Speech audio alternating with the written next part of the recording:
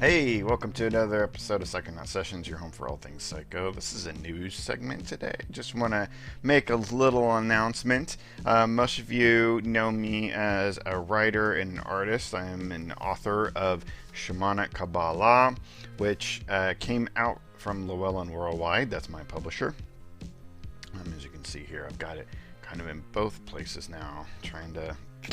but Shamanic Kabbalah is a nonfiction work. It's primarily about my explorations into shamanic practices fused with the ancient Hermetic and Hebrew Kabbalah, an old mystic system using symbols and mind work and all kinds of fun little goodies. So fun book there, as well as the author, creator, and artist for Psychonaut Presents, my comic book series detailing some of my psychonautic exploits. So it is autobiographical, but there are some fictional segments in here because most of these comics are kind of anthology based. They have multiple types of stories and art pieces in them. So you can go out and find those in my shop on my website.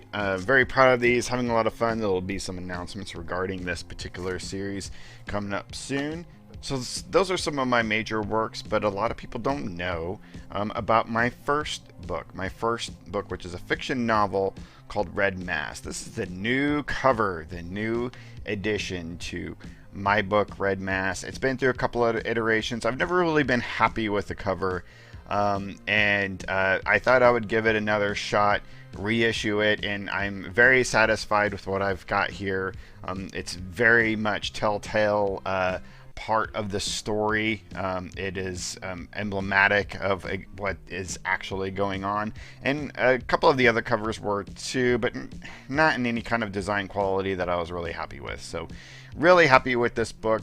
So let me tell you a little bit about what it's about. So Red Mass is what I like to call a psychedelic fantasy novel. It takes place in the here and now, actually locally in modern day Kansas City. So anybody who may be familiar with Kansas City, you will notice a lot of locations within the book, which makes it a lot of fun. It's about the person named Gregor Samsa, and that's kind of a take on Franz Kafka's Gregor Samsa from his story Metamorphosis.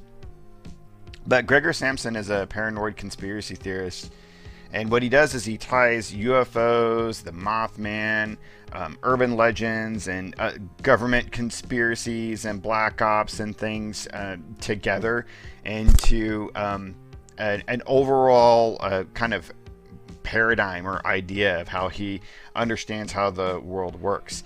And it's these ideas that begin to attract psychedelically infused revolutionaries that have supernatural powers to his door. And they come into his life and really begin to turn it upside down.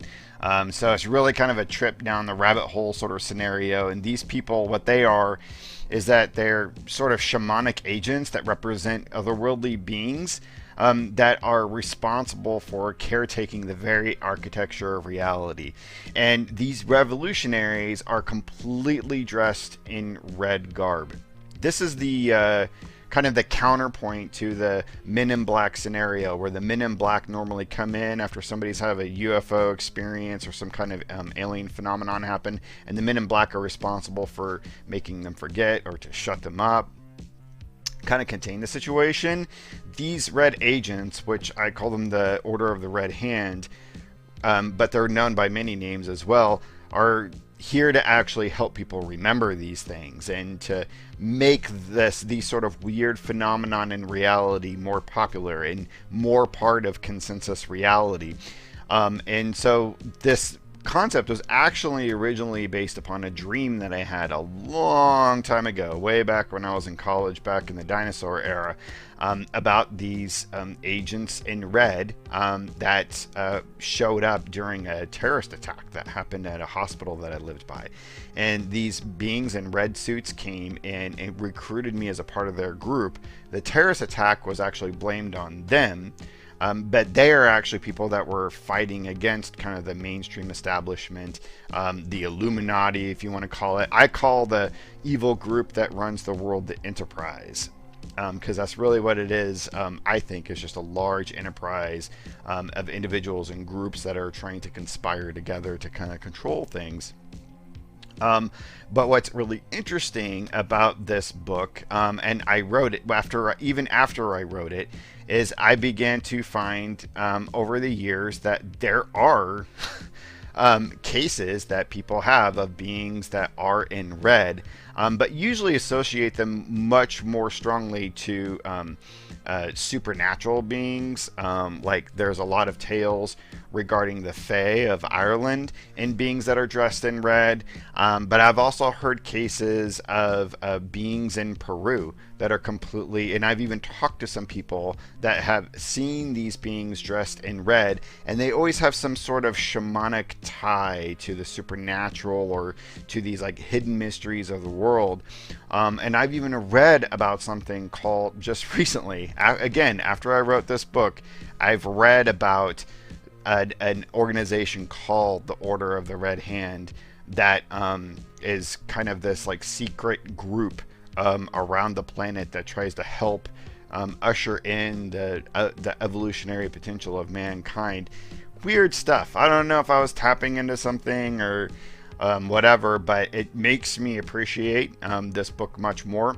It is an experimental book, so I was kind of leaning a lot on my love for Philip K. Dick, William S. Burroughs, a lot of the beat writers and the cut-up method. There's a lot of chapters here that I approach very much in a jazz way, where language is really something that I used as an experiment to kind of replicate the psychedelic experience as much as I could.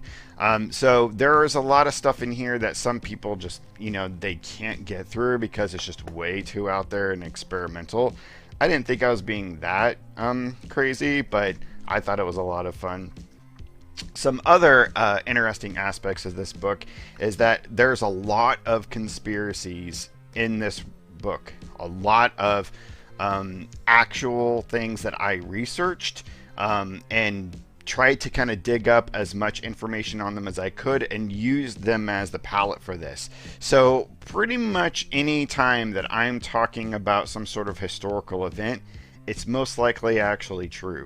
My whole goal of this book was to kind of take all of these things that I was learning at the time and help make them real, help bring them into this reality, so that like if you read this, it feels like something that actually could be real and could happen. And so what's interesting with that being said is, even after writing this, when I find out that there are actually people in the world that dress in red garb that people have had supernatural occurrences with, kind of blows my mind. Hey, if you're one of those red people out there, hit me up, send me a message. I'd love to talk. In fact, that would be like the best Psychonaut Session interview ever. I'm just saying.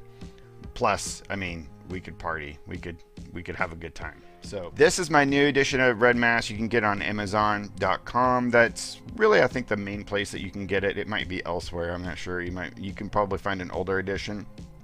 But hey, go out there, buy Red Mass if you're looking for some fiction that's new, different, and a lot of fun. That kind of just, there's adventure, there's everything. There's everything in this book. There's even a little bit of romance and heartbreak. So definitely check this out if you're a fan of me, but if you're a fan of anything UFO related, the Mothman prophecies, psychedelics, any kind of conspiracies. I just mixed it all up into a wonderful salad that you can munch on, especially with the winter months coming.